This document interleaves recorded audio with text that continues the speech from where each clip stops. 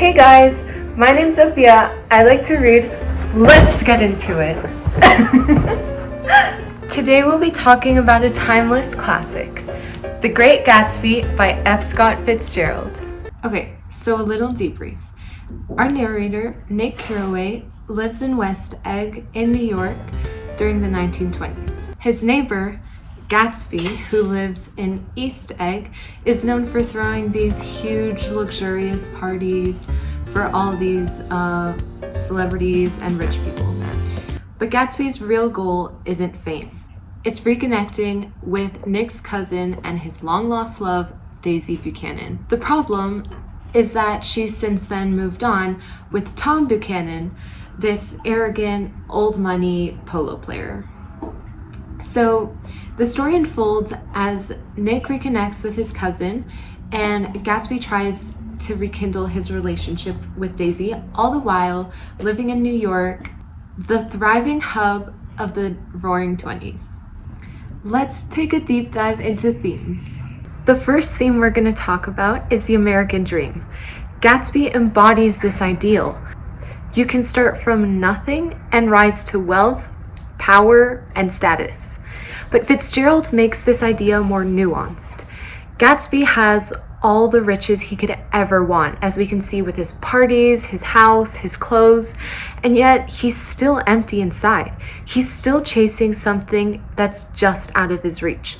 This novel suggests that wealth doesn't equal happiness, and the American dream might be more myth than reality.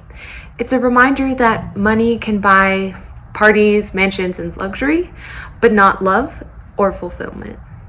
Another theme is idealizing the past. Gatsby is obsessed with recreating this past he has with Daisy. He throws parties, buys a mansion, all in the hopes that one day, one specific girl will go visit him. But the truth is, time moves forward, not backwards. We can't be stuck in the past. Daisy's changed. Life has changed for both of them, and Gatsby's dream of reuniting with Daisy is based more on a romanticized memory rather than reality. So with this, Fitzgerald is showing us that holding on to an idealized version of the past can be dangerous. Our last theme is unrequited love. Gatsby pours his entire life and wealth into winning Daisy back, but to her, he's never quite enough to make her leave the comfort, security, and status she feels with Tom. It's kind of sad, isn't it? This non-reciprocated love story drives much of the melancholy in the novel, reminding us that sometimes what we want most is something or someone we can't have. Now, let's talk about some symbols that I think are important for the overall meaning of the novel. Number 1. The green light that shines across the bay from Daisy's dock and is visible from Gatsby's house symbolizes Gatsby's romantic hopes and dreams. It's always there. It's a persistent force glowing in the distance but just out of reach. Number 2. The eyes of Dr. T.J. Eckelberg. Physically, they are these giant eyes painted on a billboard staring out over the Valley of Ashes. Symbolically, they represent judgment and morality. I guess you could say they're these godlike eyes that know everything, preside over everything, and ultimately judge you for your actions. Third, the Valley of Ashes. It's this industrial wasteland that lies between New York City and East and West Egg. It symbolizes industrial decay and essentially the social cost of glamour and wealth and even progress. While the rich live comfortably in their mansions, the working class suffers beneath the ashes. Now it's time for my favorite quote. Gatsby believed in the green light, the orgastic future that year by year recedes before us. It eluded us then, but that's no matter. Tomorrow we will run faster, stretch out our arms farther, and one fine morning, so we beat on, boats against the current, borne back ceaselessly into the past. I know using the last line of a book is sort of a cliche, but this is my favorite quote because it's hopeful and it's wistful.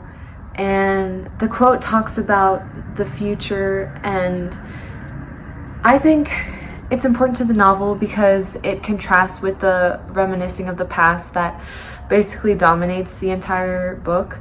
So it's like a refreshing perspective to conclude the story. And while we can't change the past, we can look forward to the future, and we can mold our future. And although we shouldn't completely forget the past, it's important to look back sometimes, but we should always remember that our past doesn't overpower the present or the future. So, our verdict is 5 out of 5 stars. I would definitely recommend this book because it's a timeless classic, and it's a beautifully crafted social critique. Fitzgerald exposes the flaws of the American dream, the emotional emptiness that comes with wealth, and the smudges on the glittering surface of American society in the 1920s.